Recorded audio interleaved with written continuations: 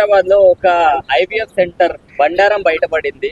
ఇలా డబ్బులు తీసుకొని వేరే వాళ్ళ పిల్లల్ని ఇస్తున్నారు. అది కూడా అవునా, అది చూసాను, న్యూస్ లో చూసాను. అయితే ఏంటంటే ఎవరో ఒక రాజస్థాన్ ఫ్యామిలీ పిల్లలు లేరు అని చెప్పేసి ఇక్కడికి వచ్చి వీళ్ళ హాస్పిటల్ ఏదో మంచిగా చూస్తారు, మంచిగా చేస్తారని చెప్పేసి సర్వగసి అంటే వీళ్ళకి పుట్టట్లేదు అని చెప్పేసి వీళ్ళ స్పరం తీసుకున్నాడు, మొగత్తన స్పరం తీసుకుని వేరే ఆమె కడుపులో బిడ్డను పెంచుతారు. అది జరుగుతుంది, సృష్టికి ప్రతి సృష్టి చేస్తున్నారు. కానీ అది కొంతమంది డాక్టర్లు దేవుళ్ళలా చేస్తుంటే కొంతమంది ఇలా దెయ్యాల్లాగా ఏంటంటే అసలు ఈయన దగ్గర స్పరం తీసుకుని దాన్ని పక్కన పడేసి ఎవరో ఒక బిడ్డని, అది మాక్సిమం ఏంటంటే నాకు తెలిసినంత వరకు కూడా బయట అడుక్కునే వాళ్ళ పిల్లల్ని లేదంటే అడుక్కునే వాళ్ళు తీసుకొచ్చి వాళ్ళ కడుపులో చేపించి, సో అసలు వీళ్ళకి దాతకి కానీ వాళ్ళకి కానీ సంబంధం లేకుండా ఒక పిల్లని చేతిలో పెట్టి ఇదిగో ఇది మీకు పుట్టిన పిల్లే లేదా మీకు పుట్టిన బాబే అని చెప్పి వాళ్ళ చేతిలో పెట్టడం, దానికి గాను 40 లక్షలు తీసుకున్నారంట అన్న. ఆ బాబు చూసి ఏందో ప్రాబ్లం ఏంది, బాబు చూస్తే కొంచెం వీక్ ఉన్నాడు, తేడాగా ఉంది ఏంది అని చెప్పేసి చెక్ చేపిస్తే అతను క్యాన్సర్ కూడా ఉంది, ఆ బాబు పుట్టిన బాబుకి క్యాన్సర్ ఉంది అని చెప్పేసి ఒక న్యూస్ వచ్చింది. అది ఏంది, అదే రిపోర్ట్ వచ్చిందంట. రిపోర్ట్ వస్తే అసలు ఏంది క్యాన్సర్ ఉండడం, మా ఫ్యామిలీలో బ్యాక్గ్రౌండ్లో అయితే ఎవరికి లేదు, సో ఎక్కడ ఏంది జరిగింది అని చెప్పేసి బాబుకి అన్ని టెస్టులు చేపిస్తే అందులో డిఎన్ఏ, అసలు డిఎన్ఏ టెస్ట్లోనే వీళ్ళ డిఎన్ఏ కలవలేదంట.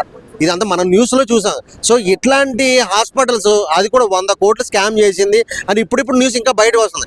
సో మనం ఏంటంటే పిల్లలు పుట్టిన వాళ్ళు చాలా మంది ఉంటారు, సో వాళ్ళు వీళ్ళ మీద నమ్మకం పెట్టి దేవుళ్ళలాగా మాకు బిడ్డను పాపనో బాబునో ప్రసాదిస్తే హ్యాపీగా ఉందాము అనుకుని వీళ్ళ మీద నమ్మకం పెట్టి కొన్ని లక్షలు తగలేసుకుంటుంటే ఈ రోజున వీళ్ళు తీసుకొచ్చి చేసే పనులు అయితే ఇలా ఉన్నాయి. చాలా ఇదైతే నిజంగా చాలా బాధాకరమైన విషయం అని చెప్పుకోవాలి. ఎందుకంటే దేవుళ్ళగా భావించేవి డాక్టర్లు ఇలా మోసం చేయడం, ఇలా డబ్బుల కోసం అన్యాయం చేయడం. అండ్ మనం ఠాగూర్ సినిమాలో కూడా చూసాం, హాస్పిటల్లో పేషెంట్లకి ఆపరేషన్ చేస్తామని చెప్పి చచ్చిపోయిన వాళ్ళకి కూడా ట్రీట్మెంట్ చేయడం.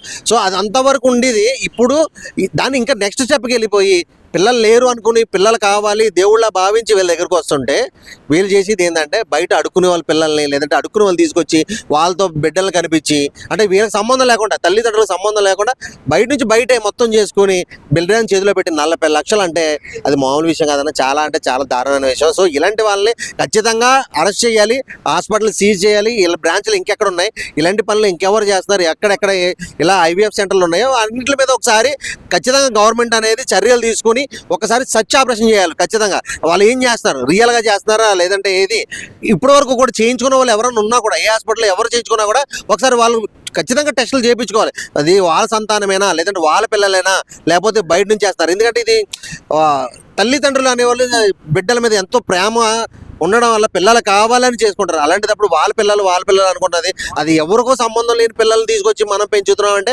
అది చాలా బాధాకరమైన విషయం. అంటే తెలిసి అనాథల్ని దత్తత తీసుకుంటే తప్పలేదు, కానీ ఇలా మన పిల్లలు అనుకున్నప్పుడు వాళ్ళు ఏమీ లేకుండా ఏదో బయట తీసుకొచ్చేసి ఎవరి దగ్గర అయితే తీసుకున్నారో వాళ్ళ దగ్గర 50,000 లక్షలు చేతిలో పెట్టి వీళ్ళ దగ్గర 40-50 లక్షలు డబ్బులు వసూలు చేయడం అనేది చాలా అన్యాయమైనది, చాలా దారుణం అది. సో వేరే వాళ్ళ పిల్లల్ని పెంచుకునే కన్నా వాళ్ళు అడాప్ట్ చేసుకుంటే అయిపోతుంది. అదే కదన్న, ఇప్పుడు ఈ లక్షలు 40-50 లక్షలు తగలెట్టుకొని ఎవరో పిల్లలు తీసుకొచ్చి పెంచుకోవడం కంటే నిజంగా అనాథాశ్రమాలకు వెళ్తే ఎంతో మంది అనాథ బిడ్డలు ఉంటారు. అలాంటి వాళ్ళని నువ్వు అనాథని దత్తత తీసుకుంటే వాళ్ళకి ఒక లైఫ్ ఇచ్చిన వాడు అవుతావు, మంచి చేసిన వాడు అవుతావు. అంతేగాని ఇలా బయట నుంచి ఎవరో తెలియని వాళ్ళు తీసుకొచ్చి వాళ్ళకి బిర్యానీ ప్యాకెట్లకు డబ్బులు ఇచ్చి లేదంటే ఒక 50,000 1,00,000 రూపాయలు వాళ్ళ చేతిలో పెట్టి పిల్లల్ని కనిపించేసి వీళ్ళ దగ్గర నుంచి 30 లక్షలు 40 లక్షలు తీసుకోవడం అది చాలా మోసం కదా. అక్కడ ఉన్న బెగ్గర్స్ కి అసభ్యకరమైన వీడియోస్ చూపించి వాళ్ళ స్పర్మ్ ని కలెక్ట్ చేస్తున్నారంట, చేసి దాన్ని ఐవీఎఫ్ కి వాడుతున్నారు. అసలు దీన్ని ఎలా చూడొచ్చు? అదే కదన్న, ఇదికే కదా ఇప్పుడు వాళ్ళకి బెగ్గర్స్ బయట వాళ్ళు ఎలా ఉంటారో తెలియదు, సో ఎలాంటి వాతావరణంలో పెరుగుతారో తెలియదు, వాళ్ళకి ఏమున్నాయో తెలియదు, వాళ్ళకి కొన్ని జబ్బులు ఉండొచ్చు, ఏదైనా ఉండొచ్చు. ఎందుకంటే వాళ్ళు పట్టించుకునే వాళ్ళు ఉంటారు, ఏదైనా చిన్న ప్రాబ్లం వచ్చినా వాళ్ళు చూసే వాళ్ళు ఉంటారు కాబట్టి దాన్ని ముదిరి ఏదైనా ఉండొచ్చు. సో అలాంటి వాళ్ళ దగ్గర స్పరం తీసుకుని ఇప్పుడు వీళ్ళు పిల్లల్ని కనడానికి స్పరం డొనేట్ చేసిన తర్వాత అదే తీసుకున్న తర్వాత వాళ్ళకి ఏదో అంతగా ఏముందో ఒక 500-1000 రూపాయలు ఇస్తే వాళ్ళకి ఏముంది ఇస్తారు, తెలియదు కదా. వాళ్ళని ఆపరేషన్ చేసినట్టుగా ఒక 10 నిమిషాల పనిలో తీసుకుని ఆ స్పరంని వీళ్ళు దీంట్లోకి ఎక్కిస్తే ఏం వ్యాధులు ఉన్నాయో తెలియదు. ఇప్పుడు క్యాన్సర్ అని బాబుకి క్యాన్సర్ అని వచ్చింది, ఏమో హెచ్ఐవి లాంటి వ్యాధులు ఉంటాయి, ఇంకేదైనా వ్యాధులు లాంటివి ఉంటాయి.